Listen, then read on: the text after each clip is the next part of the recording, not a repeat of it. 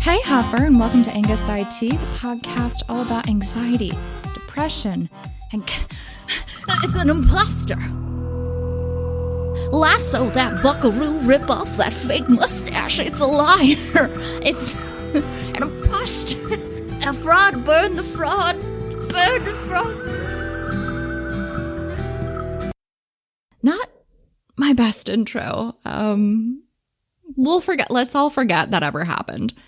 Okay, right. Anyway, I have been thinking a lot about imposter syndrome lately, and I actually did an episode on this in 2019.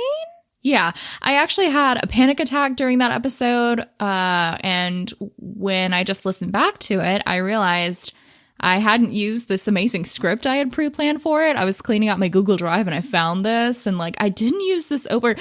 Listen to this opener. It's better than mine. I just did.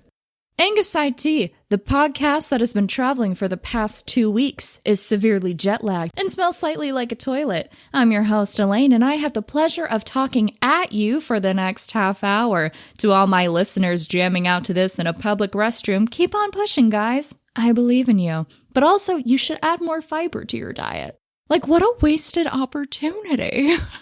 Now that we've critiqued my subpar intro in podcasting, how perfect that fits into today's episode, I just wanted to mention some things. I've got timestamps in the description below if you don't want to hear this shit, so feel free to skip around. But first of all, I just wanted to say thank you to everybody for the wonderful response to my bipolar reveal episode.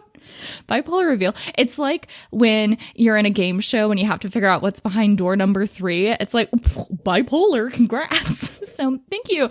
No, but it feels weird now that the bipolar cat is out of the mental health bag. Y'all, I am not on my game today. I woke up at 7 a.m. today, and I think that unlocked a different Elaine. One I haven't seen in quite some time. The last time I woke up at 7 a.m. would have been the office job when I was actually commuting. And even then I kept waking up at 7:30, 7:45 to leave my house at 8 o'clock. Thank you, high school, for teaching me how to cram an entire morning in the span of 15 minutes, including walking a dog. I lost track of my thought, not gonna lie. I'm kind of all over the place. Anyway, long time no see. Don't know who she is. It's weird, but I'm all about it. Sure. Anyway, back to bipolar. I feel very relieved now that it's out. I didn't realize how relieved I would feel, but yeah, apparently I've had a little bit of tension about it. So now I'm like, I can go about my life now. My pathetic, inferior life. Sorry, we're not there in the episode. But seriously, a lot of people reached out. I met a lot of new people who found my page because of the episode. And I didn't know, it just never occurred to me that there was a thriving community of people with bipolar that openly talk about it and support each other. So that was just a really exciting discovery. It's really easy to think that you're kind of alone on the journey and that, unless there's someone physically in your life that you talk to, it's kind of hard to forget that, a lot of people are experiencing the same things. There are a lot of people out there that have bipolar disorder. So it was very fun and overwhelming, but in the good way. Secondly, I wanted to give you a quick life sabbatical update. I don't know why I sing that each time. It's been a while, so I figured I'd go ahead and give you a little sneak peek on what's been going on. I have not had a corporate job for a little over a month now. In some ways, it feels like 3 months. And in other ways, it feels like 3 seconds. Time is very confusing for me. It's been confusing since quarantine, but now that I have to be the one to structure my days, it's like they're all bleeding together. And especially these past few weeks, I super blobbed out. I didn't have a normal schedule. I would wake up at 9, and even when I tried to wake up at 8:30 or something, I somehow wasn't ready to do anything until 10:30, which is weird because I just told you about how I used to have a 15-minute morning routine. So I don't know how that turned into 2.5 hours or whatever, but it did. And then I wouldn't really be able to focus until 4 o'clock. That's when it all came rushing back in. And then I'd peter off a little bit. And then something about working between 8 p.m. and 1 a.m. just really started clicking with me. And I couldn't figure out why. It was like I was living a day in reverse. Like most people work during the day and then have their relaxing evening. And I just kind of switched it, which again isn't really my favorite thing because I would like to be able to have a normal relaxing evening instead of putting off work and just kind of feeling lazy and gross about it and then having a surge of creativity. It wasn't my favorite. But looking back, I do think I needed to do that. I needed to blob out, just completely shut off from a regulated routine because I used to have my day very structured. And I think leaving my job, it was time that I kind of broke through that cycle because I am used to having to do all my creative stuff in the evening, on the weekends. That's what my brain is used to. And so I would be having these weekdays, but they weren't full work days because I wouldn't have inspiration or motivation really to do any of it until the evening. And I don't really want to be up until 1 a.m. It's not like a vibe. I don't want to start my day at 10:30 and even then work for like an hour, maybe come back to it, or like feel a lot of angst towards the things I'm doing. So because my brain was so used to that structure, I needed to find a way to shake it up and make all of that creative evening stuff happen during the day. So I have been trying to wake up earlier, which is why I woke up at 7 a.m. today. And I think that already worked. I'm the weird person where like if I wake up at 8 a.m., I tend to be like more sluggish and like fuck around until 10:30. But if I wake up like a little earlier to a point it feels uncomfortable, I'm super awake. It makes no sense. Even if I'm tired, I'm like, well, I'm awake now, but you know, at least I chose it this time. I didn't just wake up to my dog being like, let's go outside. In terms of what's ahead for me during the life sabbatical, this week I'm going to plan out the drop date that I need to have a steady course of income. It can be part-time, contract, I don't care. I just want to make sure I keep track of when I need to really buckle down and look into some options. I'm really lucky I had some savings piled away so I can take this time off, but I want to make sure I don't lose track because again, I can't tell time. So I don't want it to be like, oh, fuck, I need to instantly find something because I'd like to choose what I do instead of having to panic, do what comes first. I am also working on a secret creative project. I am just full of secrets this year. Damn. I'm working on a creative secret project. I have hit a major block on it, but I just need to sit down and face it like a woman.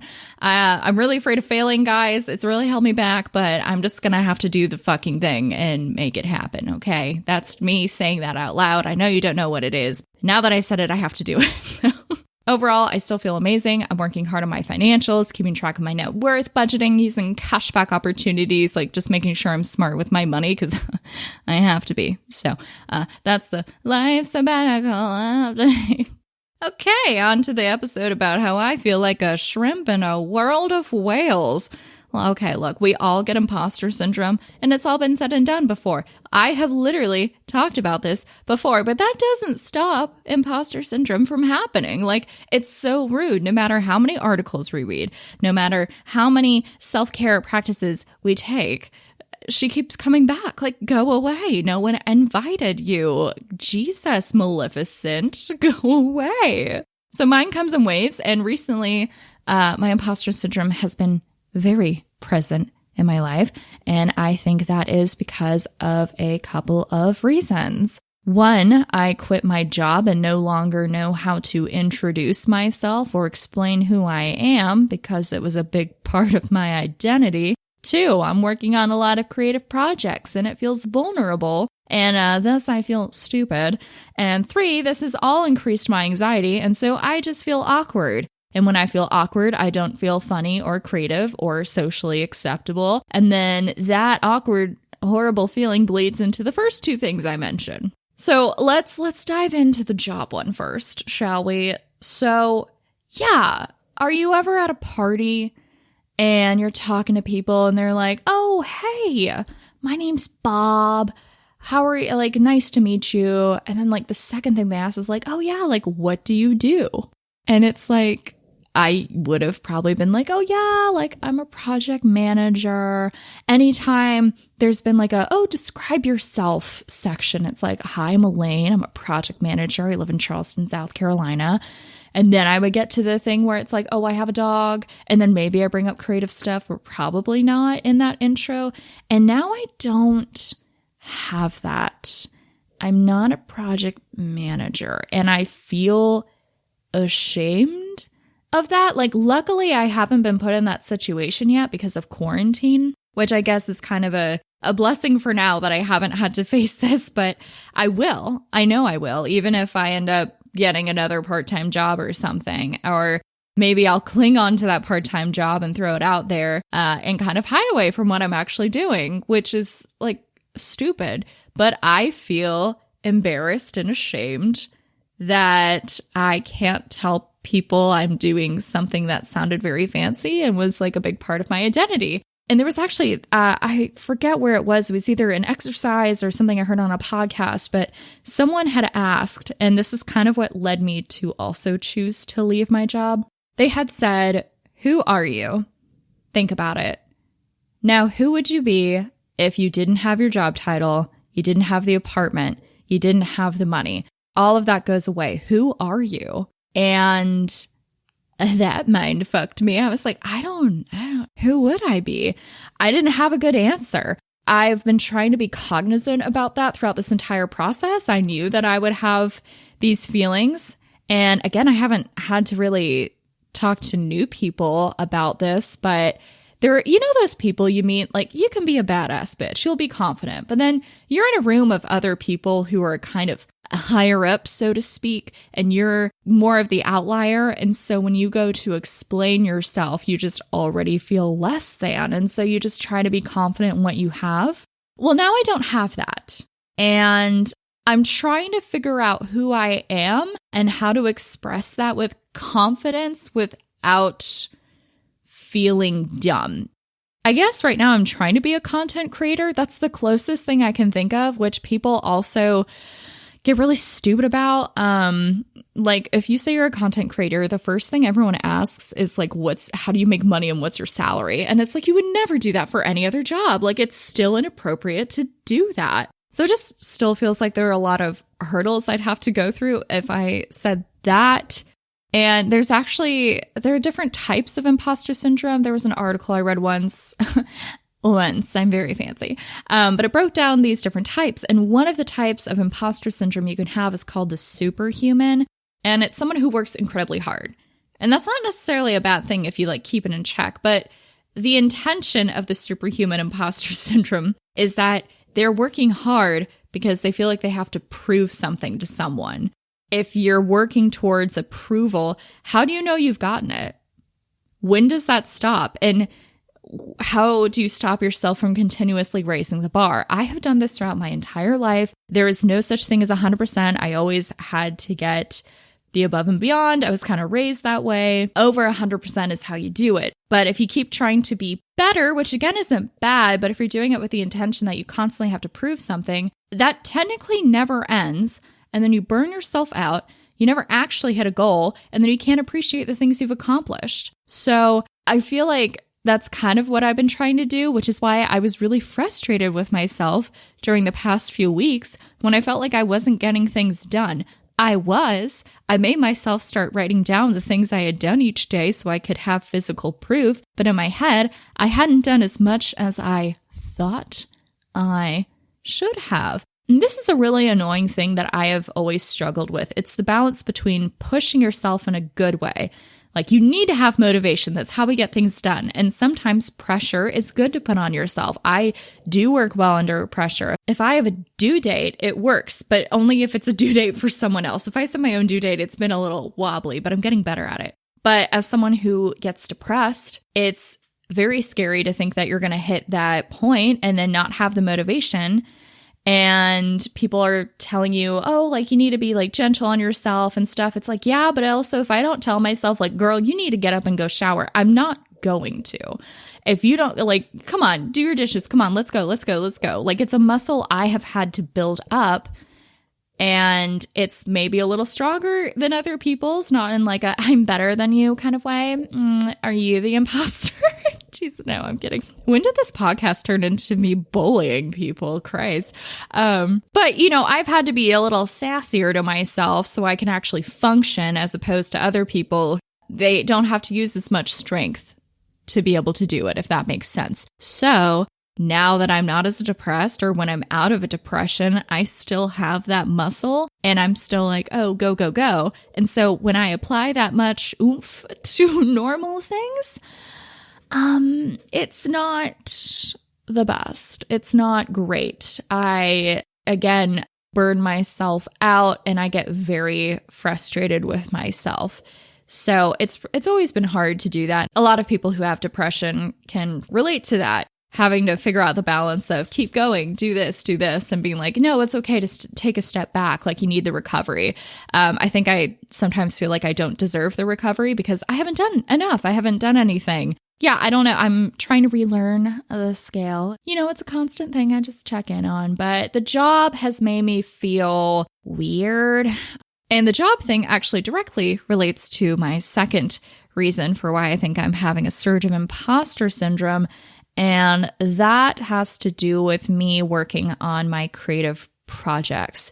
So I quit my job to basically play in creativity land. I mean, there were a couple of reasons. One of them was I just needed to get out of that environment and reassess what I wanted to do. What I was afraid to really think of, which I'm pretty sure is what I wanted to do the whole time, is I wanted to be able to work on my creative shit 8 hours a day, replace the workday with doing my creative shit. Because I do believe in myself. And I know that if I was actually able to have the time and not have the pressure or feel so tired from my job, which is how I felt, I know that I can do a lot.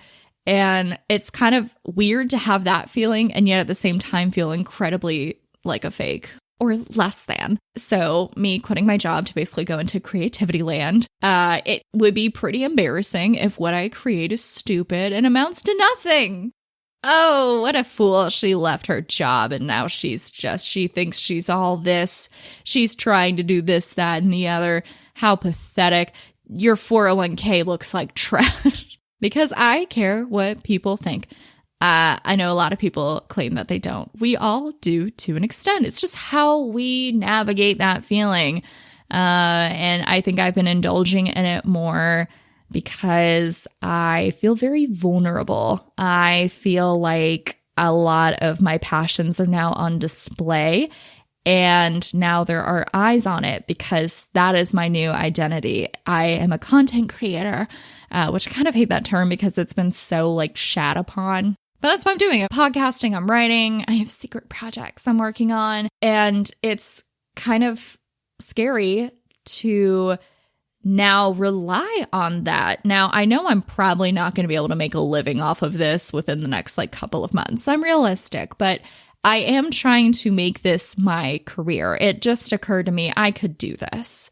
You know, a lot of people may be more talented than me, but they don't take the steps like this. So it's okay. And we can be talented in our different ways. But I'm having a hard time actually accepting that and being like, I'm kind of shit. I think I've talked about this before. With podcasting specifically, or anything you do, there are certain genres that are going to be more popular than others. And it's hard to compare their success to your success because if your genre just isn't as widely consumed, you're not going to have the same stats as other people. That is not to say they are naturally better than you, and it's not to say that you get to be all high and mighty on your horse because you're not true crime. Like, there's nothing wrong with having a true crime podcast and it doing really well because people love it. But you have to keep it in check because you're working with the pool that you have. And I think that with a lot of the things I do, I compare myself all the time, especially now when I'm trying to like have a livelihood with it. It's like, oh God, how can I, as one person, possibly expand this podcast? How can I do better with my writing? Where do I submit? How do I go about this? Does anybody want this shit? Like, I don't know how to super network. Like, I'm good at networking and meeting people, but I don't really have something to offer. I have been enjoying doing audiograms. They're really fun. And if you want me to do your audiograms, email me. I'm actually trying to make that a service I do. See, like that wasn't good. That wasn't confident. That was the creepiest pitch I've ever heard. creativity is vulnerable anyway because it's something that is very subjective and it's very personal. Like, I have to believe that what I'm producing is good enough to be seen by the world, and anybody can have an opinion on it, which is a little spoopy. Like, who knows? Like, I'm doing fine right now. I feel pretty good, but like one hate comment and I might just like spiral out of control and be like, you're right, you said it all. Which I know isn't true, but like, if you're feeling low, it's hard. And then if you get depressed or if you feel like shit and you're awkward and you don't know who you are and you're backing this horse, it's hard to, I don't know, people either really want to support you or they're kind of waiting for you to fail. I think that's how I feel. In my head, I think there are people watching me waiting for me to fail. And who knows, that might be true. And so when I go to these projects, I have put so much pressure on myself that I can't take a single step forward. I have the secret creative project and I hit a major block, but I guarantee you if I just started it and did it, it'd be fine. Like, you get better. You just have to start it and do it. And no one starts off in a beautiful way. And I am trying to make it perfect because I'm an experienced creative person. Like, people expect great things from me. When people say, I know it's going to be good, I'm like, well, fuck if it's not. I haven't lived up to my standard. And then I just kind of have like a whole thought spiral after that. So kind of having a shift where I actually get to focus on my creativity more. It's not just 2 hours in the evening if I'm not socializing or binge watching Ink Master, which is my new jam. Thank you, Cameron. Like, now I have a lot of time to see and think about this and work on it. And it's actually possible to produce these things now as opposed to just living in my head and being a little thing I like play with. Like, no, this is something I can actually have. Like getting a Patreon. I can do it. I know I can. I'd have stuff. But like the fear of failure, I don't know. See, I'm just paralyzed. I couldn't even say a sentence. I'm just paralyzed. I'm like, I just have to fucking do it. And trust me, all creatives feel like imposters. We are so good at beating ourselves down. So I'm just doubling down. It's really fun. Which leads into the third reason why all this shit is coming up for me. That's because the other two have really increased my anxiety. So I feel uncomfortable existing. I have compiled everything. And it's like my anxiety has opened multiple tabs in a web browser and I just keep clicking between all of them and not really reading through it and addressing it. I just keep compiling all the different reasons why this will go wrong, why I suck, why this will be embarrassing later on, how this will be like oh yeah, remember when Elaine quit her corporate job? Wow. And now you're how financially behind, you're not where the rest of everybody is in your generation, or I don't even know. We all struggling out here. But I think of all of these things at once and it's made me anxious. And when I get anxious to that point, I get paralyzed, which is again probably why I just shut down for the last couple of weeks. And not doing anything doesn't make it better. I didn't feel better because I did nothing. I felt trapped. I was like, I can't do this. And when I feel like that, I feel stuck and then I don't feel funny. I don't feel creative. And again, these are things that I use to identify myself. So if I don't have them, then who am I? And then that just opens the Pandora box of like, well, like, what is life? What happens beyond life? Like existentialism at its finest. It's been like I have been playing tennis. I have all this confidence and I overall feel great. That's the weird thing, is that I feel so great, but I have these crashing waves of like, oh my God, this is awful. You're nothing. You know, our inner witch, our inner evil witch. You're just a slime queen of garbage. Ew, putrid. My inner evil witch is named Gonorella. She gives people gonorrhea. I don't even know. I'm sorry. Gonorella is my evil inner witch. And she just pops up at the worst of times. Like, can you not, sweetie?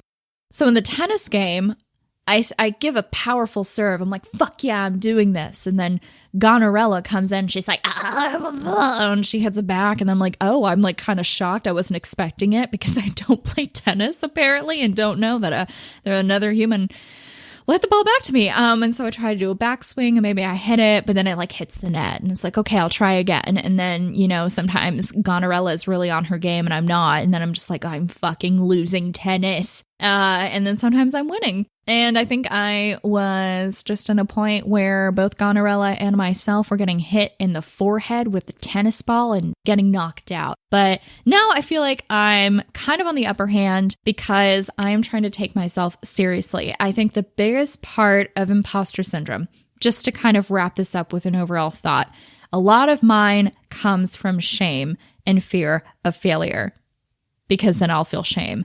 I don't want to feel less than. I don't want to be embarrassed. I want to be perfect, which is not possible.